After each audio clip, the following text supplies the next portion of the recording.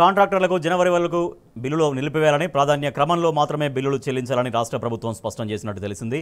మంత్రివర్గ విస్తరణ, టీపీసీసీకి కొత్త చీఫ్ నియామకం అంటూ నెలల పాటు ఢిల్లీ చుట్టూ తిరగడం, హైడ్రా పేరుతో రాష్ట్రాన్ని ఆగం చేయడం లాంటివన్నీ డైవర్షన్ రాజకీయాల్లో భాగమేనన్న చర్చ జోరుగా సాగుతోంది.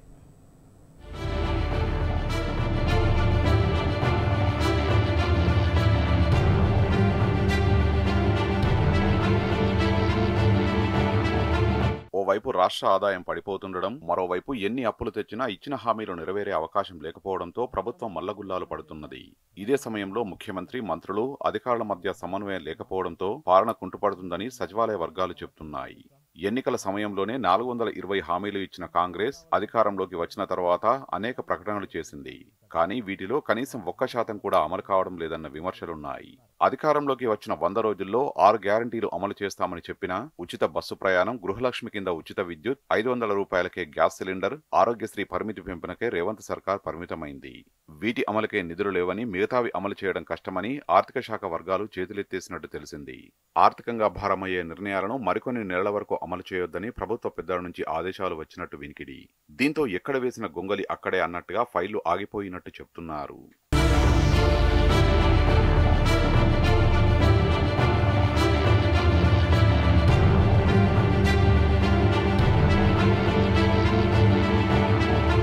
మరోవైపు కాంట్రాక్టర్లకు జనవరి వరకు బిల్లులు నిలిపివేయాలని, ప్రాధాన్య క్రమంలో మాత్రమే బిల్లులు చెల్లించాలని స్పష్టం చేసినట్టు తెలిసింది.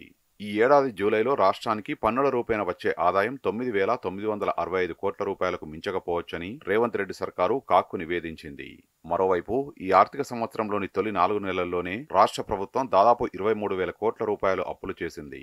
ఓవైపు ఆదాయం తగ్గుతుండడం, మరోవైపు అప్పులు పెరుగుతుండడంతో వచ్చే 5 నెలల వరకు ఏ కొత్త పథకాన్ని నెత్తికెత్తుకోవద్దని ప్రభుత్వ పెద్దలు నిర్ణయించినట్టు సమాచారం. అందుకే ఫైళ్లను పక్కన పడేసి సబ్ కమిటీల పేరుతో కాలయాపన చేస్తున్నట్టు విమర్శలు వినిపిస్తున్నాయి. మూసీ సుందరీకరణ పేరుతో గత కొన్ని నెలలు చేసిన హడావుడి ఇప్పుడెందుకు లేదని జనం ప్రశ్నిస్తున్నారు.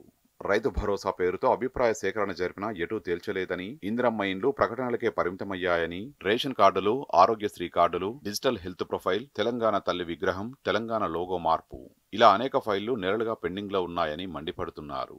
పింఛన్ల పెంపు ఊసేలేదని, మెట్రో ప్రతిపాదనలకు మోక్షం లేదని, ఉద్యోగులకు పెండింగ్ డిఏ అందని ద్రాక్షగా మారిందని మండిపడుతున్నారు. కాంట్రాక్టు పద్ధతిలో ప్రభుత్వం కనీసం 1,500 మందికి కూడా ఉద్యోగాలు ఇచ్చే స్థితిలో లేదని ఎద్దేవా చేస్తున్నారు.